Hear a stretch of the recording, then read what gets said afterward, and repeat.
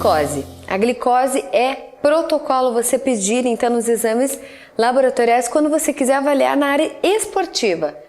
Principalmente porque, qual que é a ideia? Os esportistas, mesmo o paciente do dia a dia, eles têm hábito de usar muito suplemento, muito gel, whey, oximase, dextrose, todo tipo de suplemento. E esse excesso de suplemento, muitas vezes não necessitando, pode aumentar a carga da glicemia, subir e dar um pico nessa glicemia. Então, para isso, a gente solicita a glicemia em jejum, que é uma alternativa legal para você identificar se o seu paciente está na normalidade ou se ele pode estar aí justamente proferindo aí para uma pré-diabetes, pode ter o controle glicêmico do paciente. O que é ideal? A referência é de 70 a 99, mas o ideal é manter o paciente sempre em 80, 83, seria o ideal manter ele nessa faixa de 80, porque aí ele não vai estar nem a mais nem a menos, não vai ter nenhum risco de ter hipoglicemia e também não vai estar um risco de estar com um pré-diabetes, aí passando para um pré-diabetes. Se a glicemia que você avaliou em jejum estiver entre 100 a 125, opa, atenção! Pode ser que um dia antes do exame, o paciente de repente ele tenha consumido alguns alimentos ricos em açúcar ou até mesmo em gordura, mas pode ser que tenha aumentado por causa disso. Ou consumiu muitos suplementos, então você deve perguntar para o paciente.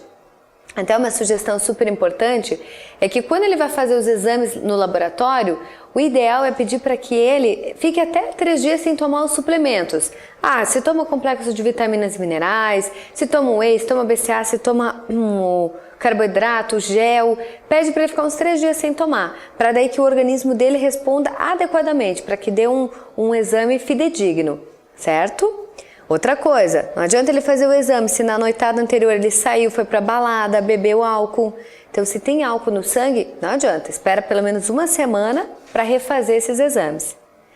E um detalhe também, que influencia tanto na glicose e todos os outros exames, que é o sono. Se o paciente não dormiu bem ou não tem o hábito de dormir muito bem, isso atrapalha toda a parte do círculo circadiano.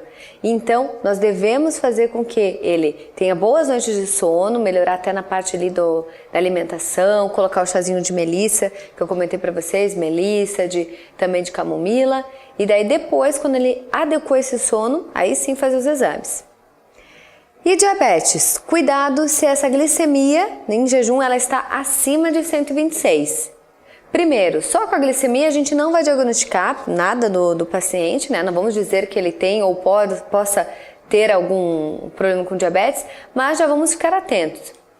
A gente tem que pedir para ele, para confirmar, um teste de tolerância à glicose, que é um exame que comumente ele é feito o seguinte: você está no laboratório, ingere uma quantidade de glicose e é medido a sua glicose em torno de 30 minutos, 60 minutos e 90 depois de que você tomou essa glicose purinha, certo?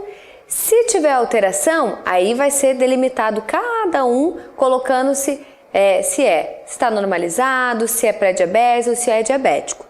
Porém, também nós temos uma indicação do American Diabetes Association que eles declaram o seguinte, que esse exame ele pode ser feito só no momento da coleta, a glicemia, e 120 minutos depois, sem necessariamente fazer 30, 60 e 90.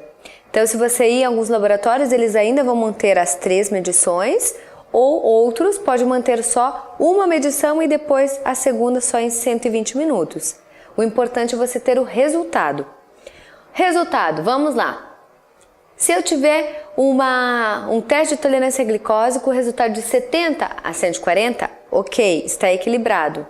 Agora, se tiver 141 até 199 nessa faixa, pré-diabetes. Então, já tenho uma glicemia aumentada e já tenho o teste de tolerância à glicose pelo menos uns 150, um exemplo, aí eu já tenho diagnosticado aí uma intolerância à glicose e possivelmente um pré-diabetes. Se estiver nesse teste da intolerância à glicose maior que 200 miligramas por decilitro de sangue, aí nosso paciente, infelizmente, né, ele pode estar diabético.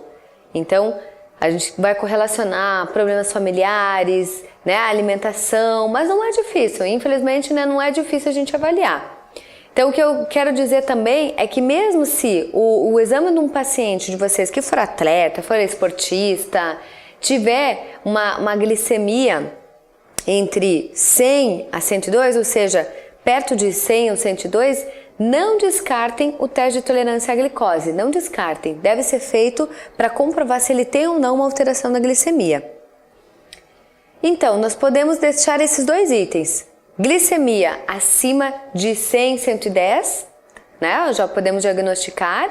Se ela tiver, então, de 100 a 125, já é, então, aí uma predisposição para o nosso pré-diabetes.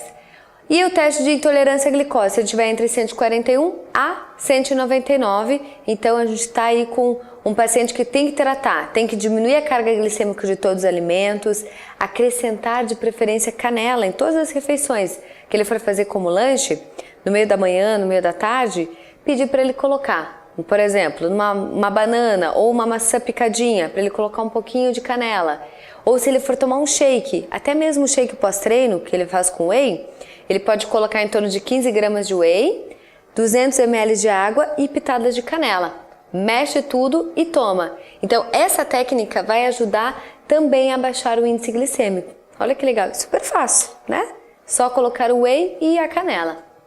Então, vamos ter que controlar e realmente cortar o açúcar desse paciente. Ó, a partir de agora, você não vai adicionar mais açúcar nos sucos, nessas preparações. Vamos deixar o mais natural possível. Se precisar, a gente pode utilizar nesse momento o adoçante como estévia ou línia.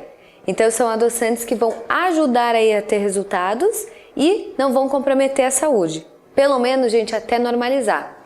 Porque se está em pré-diabetes, a gente consegue regredir, a gente consegue melhorar e consegue voltar ao estágio inicial. Mas se tiver em diabetes, aí é tratamento para a vida inteira.